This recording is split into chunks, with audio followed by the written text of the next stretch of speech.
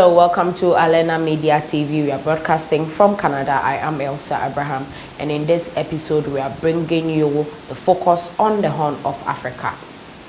Today's headline is Ethiopia's Tigray conflict, alleged atrocities, law of war violations, and regional implications. Let's go for a quick break. Kindly stay with us. We'll be right back.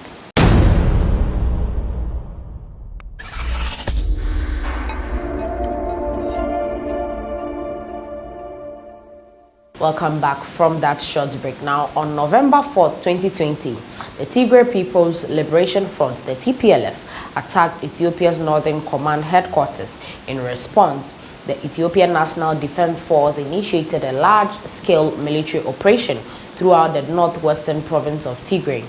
Ethiopia Prime Minister Abiy Ahmed characterized the campaign as a law enforcement operation, but such euphemisms obfuscate a frightening reality. The Tigray conflict constitutes an international civil war that has sprung a humanitarian crisis and risks destabilizing the border region. More than 60,000 people, Ethiopians, have fled to Sudan.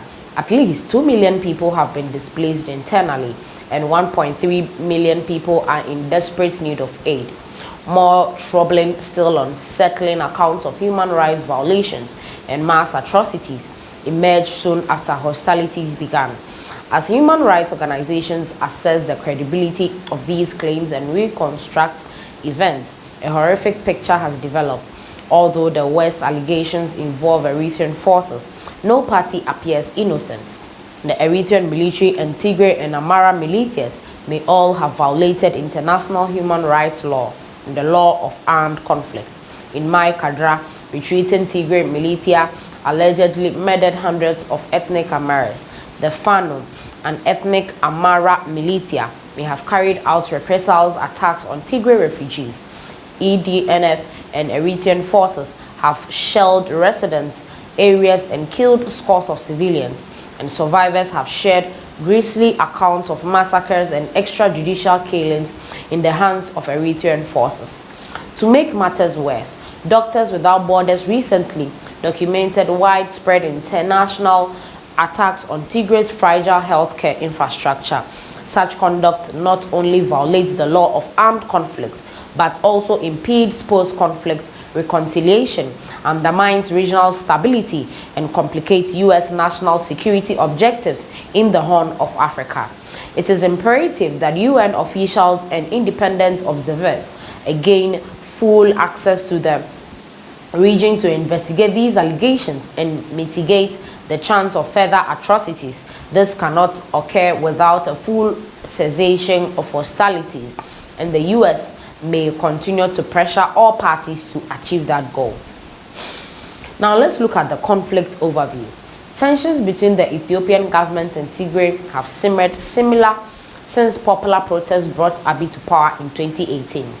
The TPLF, the party that governs the northwestern province of Tigray, governed Ethiopia for 3 decades after leading the insurgency against Mengistu Haile Mariam and the Masas Derg. Mistrust between Abiy and TPLF runs deep. According to the TPLF, Abiy, a member of the Ethiopia's largest ethnic group, formed a new countrywide prosperity party in violation of Ethiopia's federal constitution.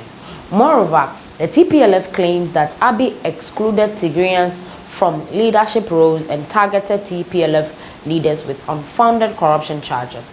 Therefore, the party refused to join his ruling coalition in 2019. For this, Abiy claimed that the TPLF bore responsibility for a grenade attack at one of his rallies and labeled them terrorists. Tensions reached a breaking point in spring 2020. Abiy postponed national elections due to the coronavirus pandemic, but the government's constitutional mandate expired in early October, so the TPLF disregarded the order to delay elections, and its leader, Michael, declared that we will never back down for anyone who is intended to suppress our hard right to self-determination and self-rule. In September 2020, the TPLF organized a regional elections in defiance of the federal government's order. Abiy immediately dismissed the results of the unauthorized ballot and suspended the disbursement of federal funds to Tigray. Matters came to a head on October 29th when the TPLF leaders refused to accept the government's regional appointees and pledged to block EDNF movements in Tigray. On November 4th, Tigrayan forces attacked the Northern Command headquarters, allegedly claiming preempted self-defense. Further conflict seemed certain. Declaring a state of emergency, Abiy issued arrest warrants for 167 TPLF leaders, cut Tigray's telecommunications, and mobilized the EDNF for a law enforcement operation. The central government appears to have coordinated the operation with regional security forces from Amara and the Eritrean military. In the US, the government assesses the Eritrean forces launched artillery strikes to support EDNF operations. After quickly seizing key towns in Tigray, the EDNF encircled the regional capital of Mekelle on November 22, and the government issued an ultimatum for TPLF leaders to surrender within 72 hours. When the deadline passed, the EDNF assault on Mekelle began. Meanwhile, Eritrean forces crossed into Ethiopian territory and assaulted TPLF thresholds along the border, while provincial security forces and ethnic militias from Amara province supported EDNF operations in western Tigray. Prior to Abiy's parliamentary address on March 23rd, few government officials would even acknowledge the presence of Eritrean forces, but it is widely reported that they remain deployed throughout northern Tigray. Similarly, Amara officials have established a provincial government and effectively annexed a long-disputed portion of western Tigray. Abiy claimed victory on November 28th and told parliament that no civilian lives were lost, but facts on the ground believe these claims.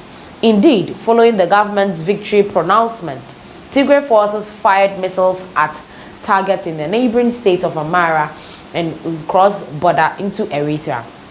In late December, the government shelled additional targets outside Mekelle, and TPLF forces continue to engage government troops and their partners throughout Tigray. The conflict appears far from over. The conflict is evolving steadily into a low-level insurgency, with TPLF leadership enscored in the mountains and strong popular support. The conflict could endure for some time. In October, the International Crisis Group assessed that the TPLF could field 250,000 well-trained militia.